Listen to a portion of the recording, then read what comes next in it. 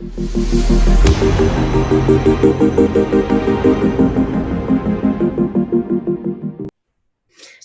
my name is Gibson, and I'm the owner and founder of the Personal Development School.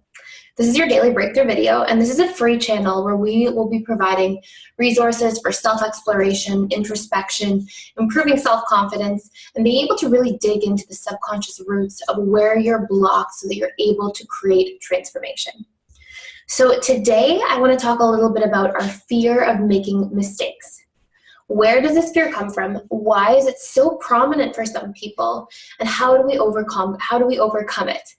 So first of all, here are some symptoms of really strong fears of making mistakes. Number one, oftentimes we'll feel this sense of analysis paralysis, where we want to do stuff and then we're like, what about this? What about this? And we overthink all these different outcomes, and we actually lose a lot of time. And sometimes even prevent ourselves from taking action altogether just because of these fears.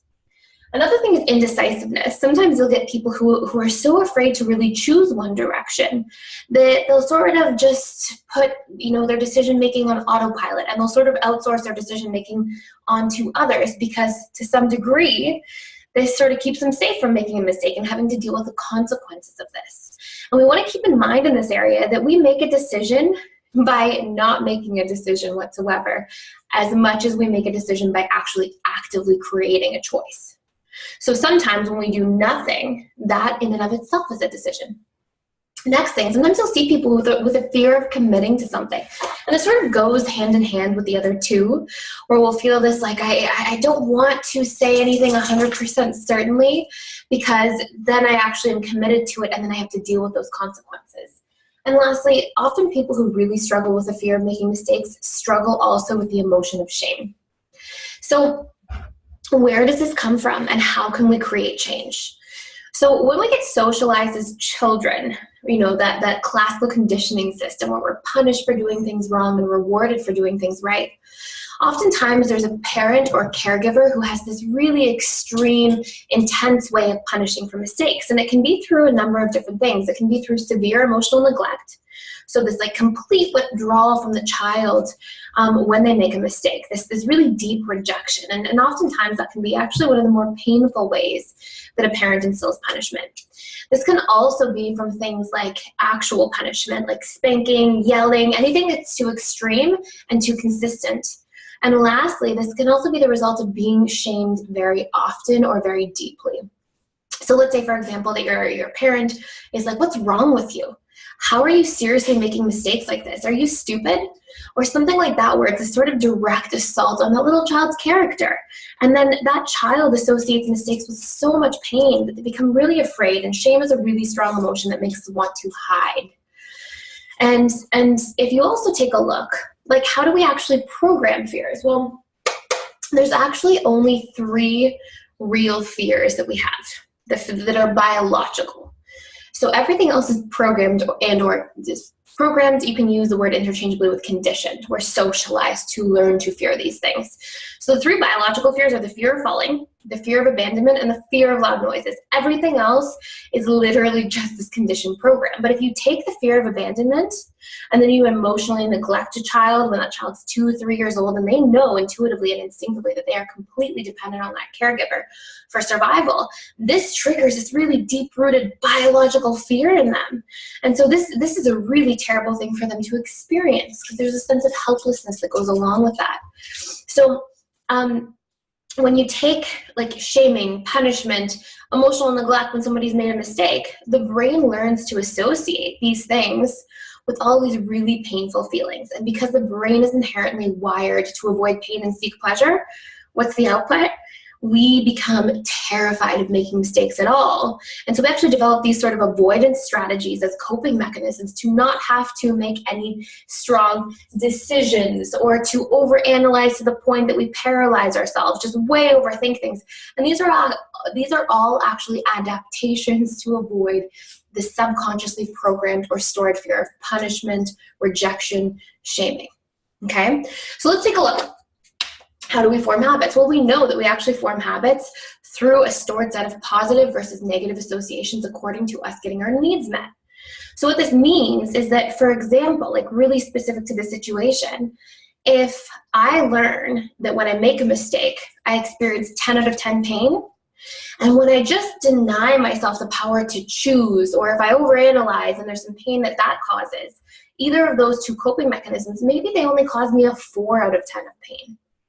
And so what's the output? Well, my brain actually learns through positive versus negative associations that, hey, it's safer and it feels better and it meets our needs a little bit better to just outsource our power and to fear making mistakes and have these coping mechanisms or adaptations around it, as opposed to having to commit to choosing or commit to any risk where we could face those same patterns of punishment, shame, or just really negative consequences in general that we've associated based on past experiences. So shame, especially the emotion of shame is such a strong emotion that creates this desire to hide. Like when we start feeling shamed, if you pay close attention, almost always some of the first reactions to shame are to hide or to feel defensive or angry, which is actually a coping mechanism to push away so that I can withdraw and hide that shame further. So we either have an externalized or internalized version of hiding that we experience when we experience that emotion. And so you can imagine this. If I have programs that are not biological but are stored that say, hey, making mistakes are so painful, I'm going to have some form of hiding that usually comes with that, specifically in the form of usually an avoidance strategy.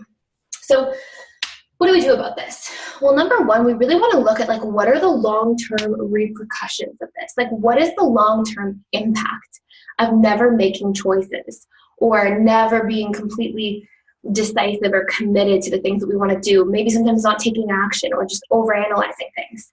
What actually hurts more?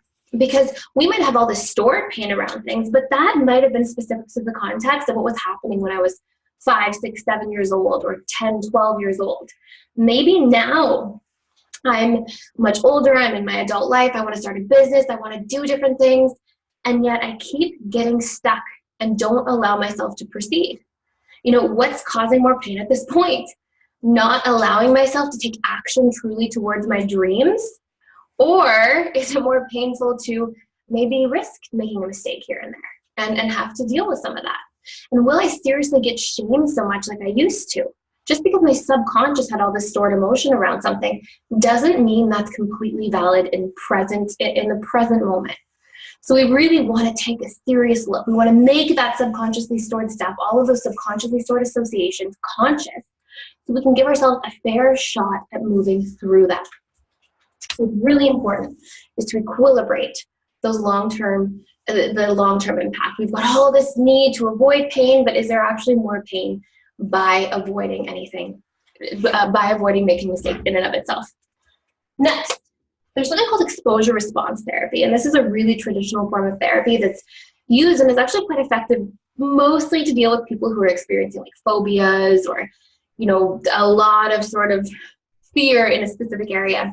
And what we do is we actually bring people to their fears in very small incremental steps so that they actually learn. Their brain actually sees, hey, this is okay, this is safe. So a really like traditional and obvious example of this would be like if somebody has a really strong fear of spiders, of agoraphobia, just this strong fear of spiders.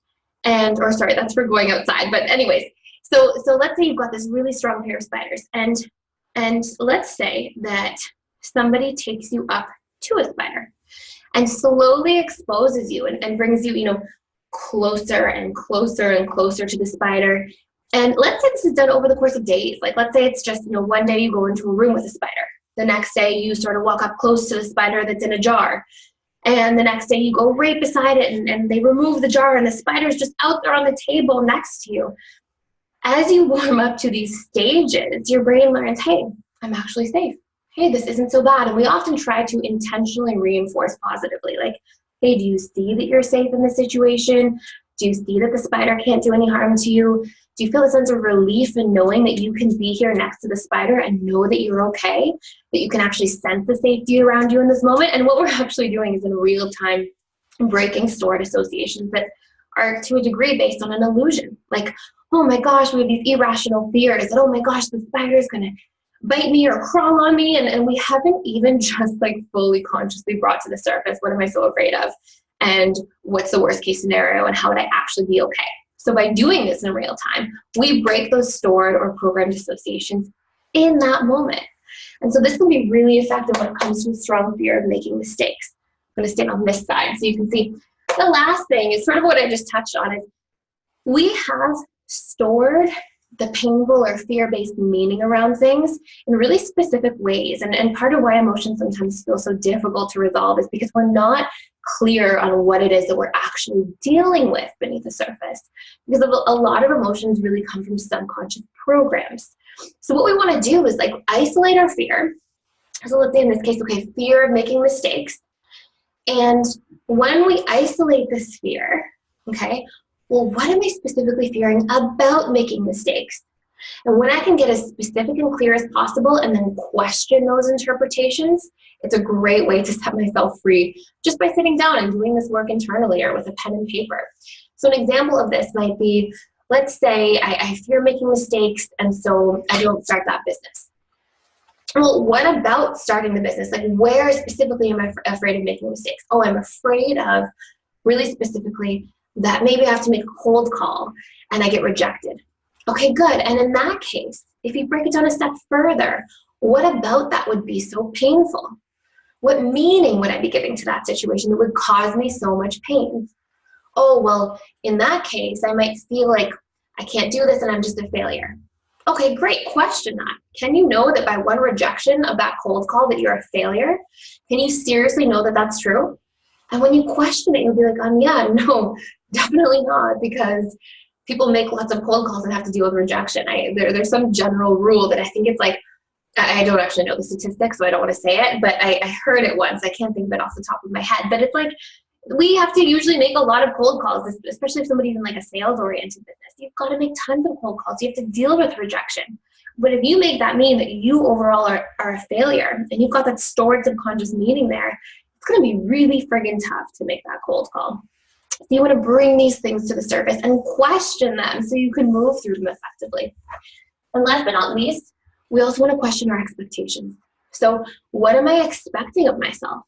Like, when I'm so afraid of making a mistake, am I like expecting that I'll never make a mistake? Is that reasonable? Is that valid? Is that a practical belief to have? And then can we create realistic expectations that are rooted in the intentions of our goals, not the expectations, not the outcome of our goals, but something like, instead of saying I'm going to create 500 jobs in my first year of business, can the intention be, I want to produce as many jobs as possible for people. I want to make an impact. I want to make a great amount of change, and I'm going to set the intention to work really hard at that for 10 hours a day for my first year, or something of that sort, right? Like, you want to be rooted in what you can control as opposed to just attaching to outcomes. And if you do these things and you work here and you're clearly sourced on what it is that you're really afraid of at that deep-rooted subconscious level, you are going to be a whole hell of a lot freer when it comes to breaking through these limitations. I hope you enjoyed this video. If you got a lot of value out of it, please like it, share, subscribe to our channel. We are going to be using this channel to create tons of free content for people and really share some of these tools that will help you to create real and lasting change. Thank you so much for watching. And also feel free to visit www.personaldevelopmentschool.com.